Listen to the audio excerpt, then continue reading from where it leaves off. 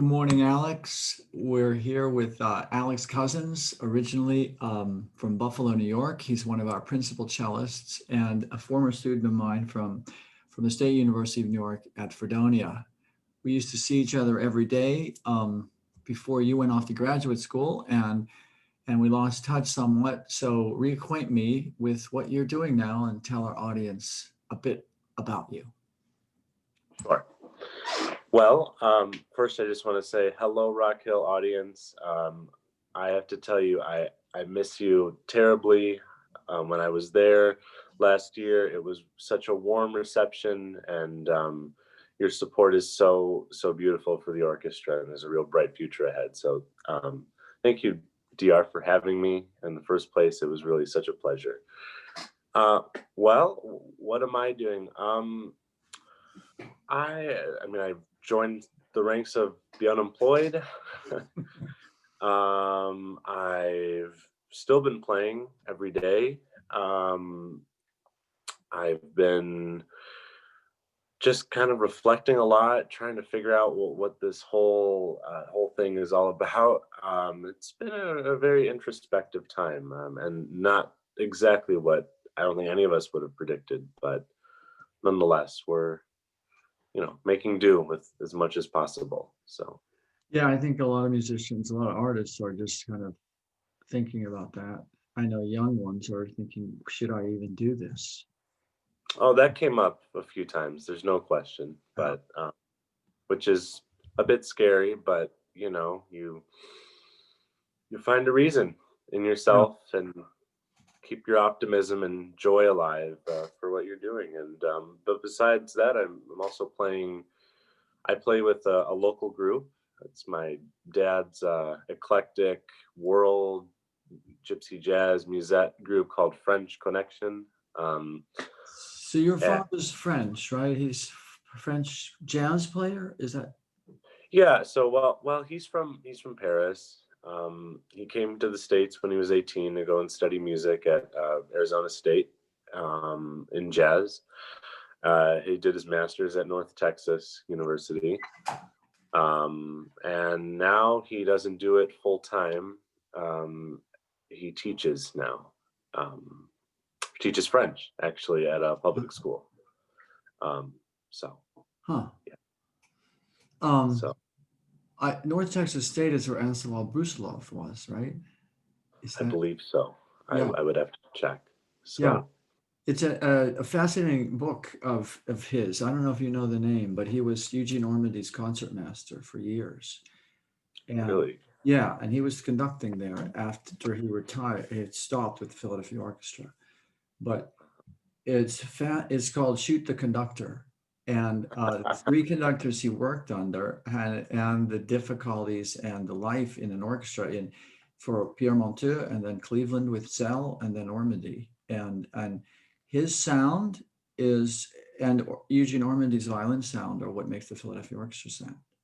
hmm Those two. sure, Yeah, but your father might know who that is, being there. And so you're potentially. still playing then. You're playing in his group and you guys are out playing around town. Is that?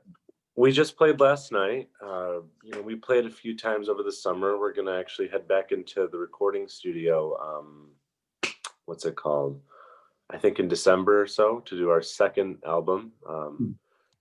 And yeah, we've just done what we could. We played a really nice, very intimate chamber-like concert at this place called Duende Silo in Buffalo, which is right by one of the old missile silos that was all converted to a public building for concerts. And it was really special because, there were about, I don't know, I'd say 10, 15 people there, but the intimacy of a small room, that's a feeling you can't beat. So. Yeah, I mean, a lot of musicians like to play chamber music, and it's just different from an orchestra. And I know you're one of the musicians who likes both, maybe equally. That's not always the case, like what uh, makes you like playing in an orchestra? I only ask that because it's obvious when you play under me with people, what's the you've noticed maybe other people who like chamber music more, and how Yeah. that goes. What are your thoughts about that? Well, I've noticed people generally like one thing, and they just put themselves into doing, thinking they can only do one thing. Like, oh, I'm a soloist, I'm an orchestra player, I'm a chamber musician. But actually, I just like to play music, and whatever that means. And I've done everything in my uh, career thus far as a student, and even a little out of school.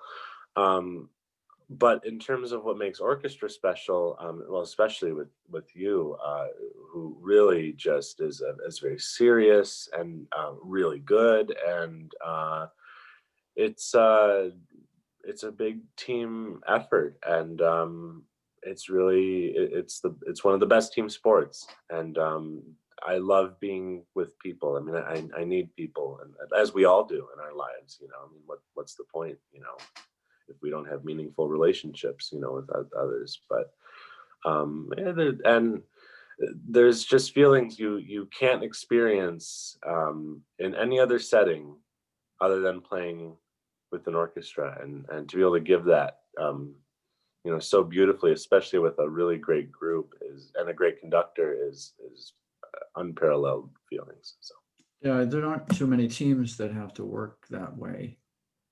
yeah, You sure. know, or when people get older, they're not on sports teams, or and it's not about winning. And there's all this about a large group that's unique. And um, I know I've seen it over the years, like people that don't function on a team or do, like there's a whole different getting used to that with people. Some people just are find themselves on a team and they don't know what to do with that, and others love it. They know how to do it, and uh, so like with orchestras, like what are some of the better experiences you've had and some of the most uncomfortable?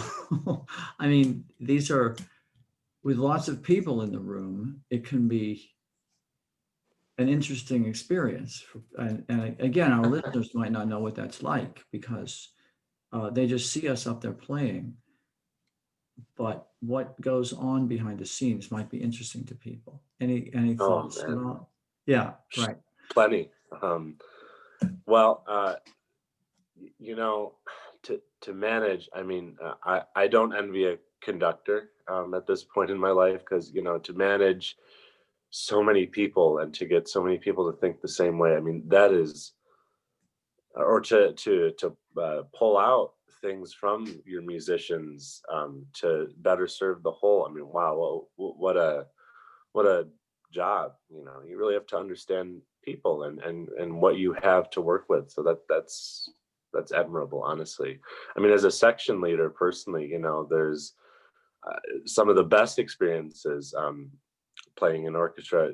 Mainly, I've kind of, the principal chairs kind of followed me around a lot in my career, and I have to say the best experience was probably actually Rock Hill, and because everyone was so cool and easygoing, and what makes it really great is when people want to make something great, and they feel and the morale is high, and you really feel like you're just playing with a bunch of your friends, and you know that is incredibly exciting. And then when you have the warmth of a great public who just the audience, they're so crucial to what we do. Yeah. They need to be so considered, because they give us performers something that just pushes everything over the top, and in a way we're all kind of like vessels, for making making this experience great, not just for our audience but for ourselves. And when everyone feels that collectively, it's special.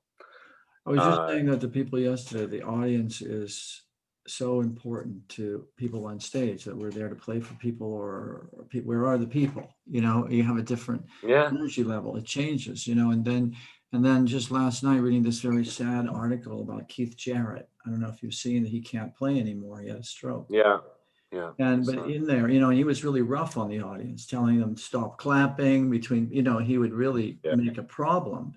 But at one point, I guess he just faced the audience, maybe Carnegie Hall or somewhere, and said, I couldn't do this without you. Because of you, I play like this, like there was this cycle going, this circuit going on in the performance. Circuit. Yeah. Yeah. And that's exactly it. I mean, I've definitely felt that in every, whether it's orchestra, solo, whatever. I mean, they just, of course, we musicians have to, put in our time and to, get free enough of the instrument and the physical and just the mental stuff so that we can really allow ourselves to, performing such a moment to moment experience. It's not a repetition of, what you perfectly rehearse. I mean, that's best case scenario, at least. So Yeah, best case, but sometimes surprises can be so interesting. yeah, of course. Spontaneous something that's happening on stage is so interesting for us, and the public can sense Yeah. that. I mean, that may bring us to another subject of improvisation, because you're doing a certain amount now. Still, you did it. I teach this class in it at the college, this improvisation. You were always a part of that, and now you're continuing it with this group. Is it part of what you guys are playing? Right. So this group plays jazz, gypsy jazz, tango. We played yesterday. Mm. It's very eclectic, and we really open up all the tunes to for us to improvise solos over. So, um, yeah, it really is just as I said. It's such a moment to moment experience because you really have to be so on, because we do surprise ourselves too with like sometimes what comes out. We practice an arrangement one way, and then in the spur of the moment, the bass player plays a different feel altogether, and you just you know you just go with it. And that's the biggest lesson I learned from improvising. You really have to be able to go with it, and it's a very valuable skill, I think, as a musician, because you know that's actually a nice also segue to talk about what are some of your worst orchestral experience, what I didn't mention.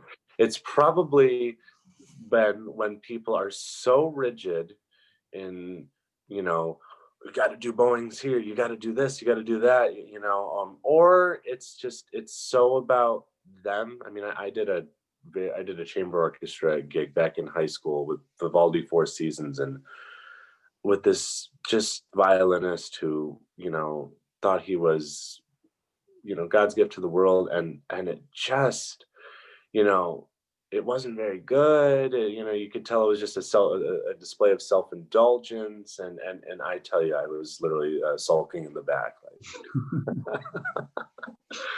So Yeah, there's all kinds of in between. I mean, but the idea of working with what you have and improvising with it is like, it's fascinating to watch the world have to do that for the last 6 months or whatever. Now with everything, you I have to mean, improvise, like, and some people just sort of get creative, and other people get really anxious about that.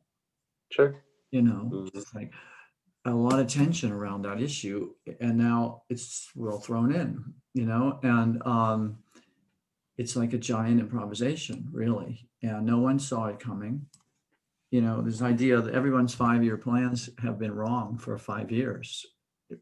you know when that typical interview question, what do you see yourself doing in 5 years? It's like everyone had it wrong. But yeah, even as a conductor, people think you stand there and just dictate all this stuff. But right away when I started, I thought, when watching a solo wind, listening what they're doing, I realized that I'm following also.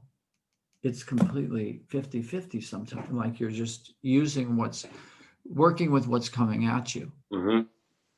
and again, it's another circuit kind of thing. Yeah. If you accept that and don't want to always mold it or control it, and it's people, like you said, Yeah. you know. Well, I've been taking online lessons with a new teacher in France. Her name is Ruth Phillips, and she is a lovely cellist who also studied a lot of yoga, meditation, Indian singing, African drumming, and she actually worked with Tara Brach. With Is who? that how you say? Tara Brach? Tara Brach? Do you know the famous meditation teacher? I Is it Thich Nhat Hanh? No, I'm I don't maybe know. I'm butchering the name. Long story short, very, very famous yoga meditation instructor. And that's what the whole philosophy of her teaching. And that's her big point to really, she really profusely said, I am using what you have in here already and not controlling it. Mm. And it translates beautifully to, even playing the cello too. You know, you learn all of these things and then, you really work with what you have. But that's a whole other conversation. So, Well, yeah, I mean, but it is somewhat entering classical music mainstream, where someone like Yo-Yo Ma, who has worked with drummers and Indian singers and yeah, alternative people, alternative musics that aren't written down. I just love that idea, what he was like to work with, where it was doing things off the page, meaning not printed music, sure. and then what that entails, that there's flexibility and there's listening, because all you have is listening. Starting little kids with the Suzuki method, with it's brilliant. I always thought, because we learn to listen and talk before and speak before we read. That's so academic, to read and like follow the instructions, but um, it's so much more organically flexible to just sort of play back what someone's played to you, for Yeah, instance, right? And yeah, or your take on that, your response to what someone's played. I mean, you don't need the music for that. And yeah, but yeah, it's great when they cross over, and there's an intersection of those two worlds. It's beautiful. Um, yeah, I mean the I thought I'd ask you one of these typical questions I get asked all the time. Maybe it's uncomfortable. go I ahead. don't know. For me, it's like weird. Like, what's your favorite composer? So I'm going to make it plural. If you have favorite composers, people like to know what we think about this for some reason. I'm Yeah. not sure why, but I thought I'd ask this because, yeah. What are your thoughts about that? Wow. Oh, gosh. See, that's how I respond usually. Like, But it where do just, you yeah, start, right? well, someone who I guess continually fascinates me is probably Bach. And it's very, Mhm. because the older I get, the more I'm fascinated by it. Especially being a cellist, the cello suites are just a pinnacle of, any solo instrumental repertoire, and they are the best. They can be such a great outlet. They change every day if you'll let them. There's I mean, the Bach something suites. You mean the Bach Bach, suites? yeah, the Bach cello suites, Yeah. yeah. That's I've been trying to play something from them every day because they really are just, they're so satisfying. And the other thing is that they really invite. I feel they really invite the listener to kind of. They need a listener as well as a performer to put in their own, to really be listening and to put in their own, if you will, interpretation, and to feel something for themselves for it. It's one thing to feel something as a performer, but this music just has a way of, you know, being humanity's great music, if you Mm. will. Um, It's and simpler than violin suites and sonatas, right? I mean, yeah, it's not as harmonically speaking, complicated.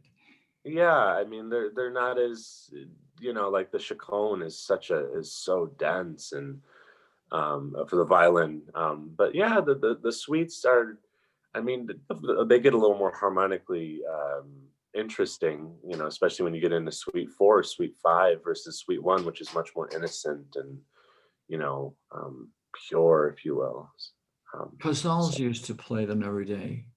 He always talked I don't about blame them one bit. we get up and play Bach every day. It's You the know, best soul food to start the day. It's the yeah, best warm up. It's the best way to get in touch with your instrument, your emotions, and get in this creating frame of mind. yeah. So It's yeah, yeah. It's not so much who, but it's like it's just sort of like a s- this the composers have conveyed the really powerful ones. It's like some sort of spirit to us through this written to what they wrote down. And it's like connecting with that somehow. And Bach was so fluid with it. that's You know, true. his Yeah. even the writing it down, even the actual writing it on, it's so beautiful. The calligraphy, that Yeah. people have talked about how his name means. I had a Tai Chi teacher who knew about music, and he talked about how Bach means brook in German, and the writing is like waves of water. It really is beautiful to look at it, um, but it's so directly conveyed. Like there are no extra notes. Exactly. There's just Exactly. right. Not too many, not too few. Um, and what about other interests besides music that you have? Okay. Yeah. Gosh. Well, I'm I mean, I probably know of one yeah. that's like a major. I see pictures on Facebook of this, Yeah.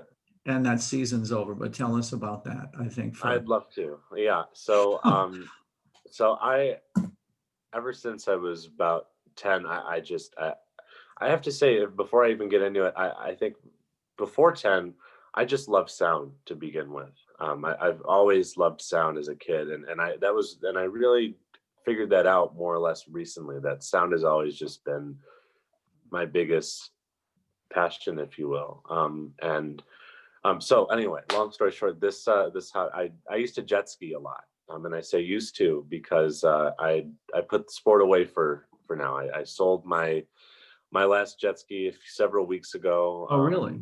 Yeah, it was just time. It was the right time, and I had my fill, if you will. But yeah, the water and being on the water and jet skiing was a real second passion. It's the best hobby in the world because a lot of the people I would ride with, and I did ride with a club of really great people. And in a way, we all came from different backgrounds. They thought it was really cool that I played the cello. I was one of the only cellists, but we all came together for the same purpose, just to. It's a way to have fun, and the water is therapy in a way too, because you have to be so in the moment. When you're on one of these things, and the water just really promotes that. Um, there's a sense of freedom too, which is unparalleled to anything else I've ever experienced. And it really was one of the best ways to recharge. And it's a great social thing too. I mean, as I said, you meet a lot of very interesting people with all their own backgrounds too. And when a group like that can get really close, and we can help each other out with some of them were much more mechanically inclined than I am. I mean, I know basics and how to change an oil or whatever, but you know um, it's just great, the support. Um, Huh. so Yeah. Yeah. I didn't realize it was a group. yeah, it's not People just a like that. solitary activity. Yeah. It can Right. be, but But you have to pay attention, I guess, right? That's what you're saying in the moment because you're moving yeah, at high speed and yeah, yeah, yeah. So yeah, I mean, you've graduated from Peabody, right? That's yeah. last year, and Yeah. I didn't work that into the Woo. introduction, but yeah. So you went to a state university, and then you went to a private conservatory. Basically, it must have Yeah. been very different. Oh my What's that gosh. like for a musician? I mean, the pros and cons of both, I guess, right? I mean, You got it. Sure. Um, Okay, well, the my time at Fredonia was a time where I really did a lot of things. I got my foot in the door in a lot of places. I started to really see what I gravitated toward, I thought. And generally speaking, there was a lot of, for the most part, there was a lot of support for that. And you could really make your own path, uh, I felt, more than graduate school.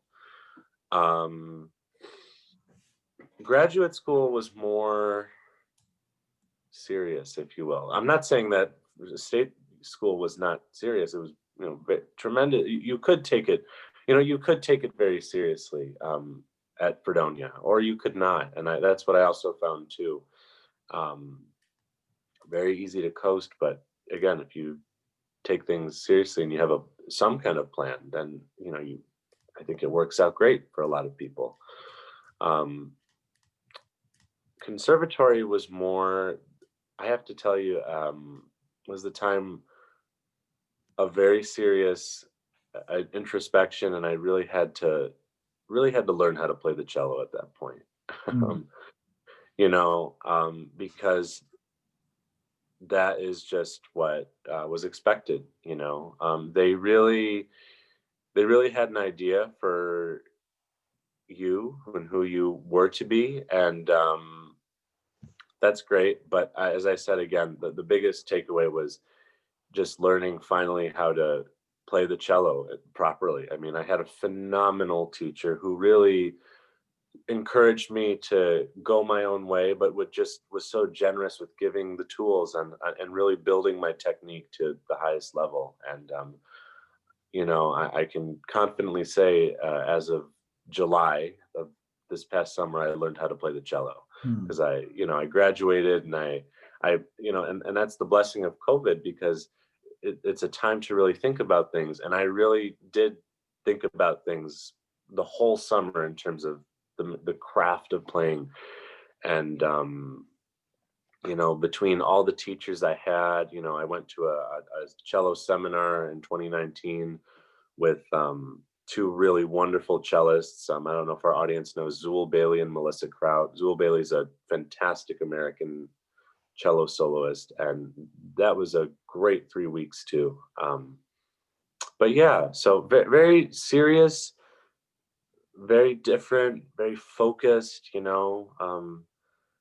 It's that was great. focused. I think it's the difference between any university It's and very a focused. conservatory is that it just, has this sort of incredible laser focus of you're here to do this. Exactly. Yeah, wow. Because I I guess, was. yeah, I mean, myself have gone to both, and it's stunning the difference, really, and it depends. Sure. Um, it's almost like if you are focused at a university, you get a lot out of it. You If do. you are a more well-rounded person at a conservatory, you get a lot out of it. Hmm. Otherwise it can take you into non-focus or to such focus that you hurt yourself because you get so intense. It's like you kind of got to find a balance. But I think you're right about people who go to a university with clear vision about what they want to do. That's great. Yeah. Otherwise, you can get lost in this in the ocean kind of non-focus. Exactly. Yeah. I mean, and there was many opportunity to look. I mean, Fredonia was a great social environment in that sense. There was a lot of people and a lot of things happening, and that's great. But I have to say that the 6 years of school that I did were really, really focused, and I wouldn't have had it any other way, honestly, Yeah, because yeah. it's so Yeah, it's necessary. almost like I always wish that the both worlds would know more about the other world. You look at I would when I was in school at conservatory, we'd look at certain people and we'd say, "Oh man," that phrase that people might not recognize hearing this, like they've spent too much time in the practice room. Okay, that's common to hear. Right. Yeah. Yes, commonly is. It's like a complete. like cut off music nerd who can't function really. Right? They just I spent get it. time in this cell like practicing, and that's it, you know. And then you have people that just can't practice. They can't be alone. Yeah. They just are so social. They just can't be alone with their own issues and solve them, you know. And another Yeah. sometimes blessing and curse of the pandemic, which is like, okay, you know, it's like when this first happened at Fredonia, we did a fast concert 48 hours after they decided to close it down. We did a concert, and then I faced the audience of all these music majors and said, okay, now the hard work starts. You have to go home and practice. You know, and then Good for you. I mean, it's like that's what's going to happen now, and that's what happened, you know, and many did. There's some extreme improvements what I'm seeing in some students, and then I thought I should take my own advice, and I went home and practiced. So now I'm playing the violin again, like years ago, you know, and so it feels great to be a player, whatever ensemble you're in, actually. Well, yeah, well, music is a pleasure, you know, and Yeah, that's, you know, that's something, you know, gosh, even professionals forget it. I mean, we're really so lucky to be doing this, and it's such a it actually music is one of the most social activities if you think about it. Of course, there's, as I said, there's the solitary work, but that is the reward for that is to be with people. Whether you're playing solo box suites on stage, I mean, you're still playing with an audience and yeah. orchestra. So it's really the ultimate social thing, I'd Hmm. say. Even soloists who come in front of orchestras, some of them are really so easy to work with, and some just give this kind of tense vibe across the room, Hmm. you know. And you don't see too many of them, especially these days, because they usually don't get invited back. But they could be amazing, amazing players. There are some amazing players out there. It's hard to work with them. You know, I That's remember when I was younger, I remember seeing people who won major competitions who were making recordings, and then their careers just sort of, because they were so difficult, you know, and they weren't just not easy to work with people, you know. And no, it's Yeah, I don't, you know, and I think that, you know, unfortunately, that's, you know, there's the whole idea that, you know, you hide behind your instrument. mm, And the fact is, like, that I don't know how far that can get people. I mean, there's also this, you know, idea I feel in classical music that, what did I see the other day? I think it was like James Ennis, you know, they're always saying like, you know, things like he's in a class of his own, or, you know, a real star among the rest. And, you know, it in a way, classical music kind of promotes this alienation, or this, yeah, like, you know, I'm gonna just say it, this elitism, which is so um not not welcome, I don't think, today, because, you know, we're all just human beings, you know, and yeah. we just It happen to make doesn't beautiful serve sound. us. It doesn't serve us well. It No, doesn't serve anybody really, except a few. yeah, And even then, you know, it's just uh, it's changing though. It's great to see things changing, and it's I nice to know. speak to somebody like you who's on the edge of crossing over these boundaries and recognizing things, you know. Yeah, So thank thanks you. for the time, and Welcome, you know, dear. and My be pleasure. great to see you again if you come down when we get our concert started again, and be part of Rock Hill's orchestra again. Oh well, that's great. I would love to. So, All right, thanks, Alex. all right, dear. All right, bye. See you. Bye.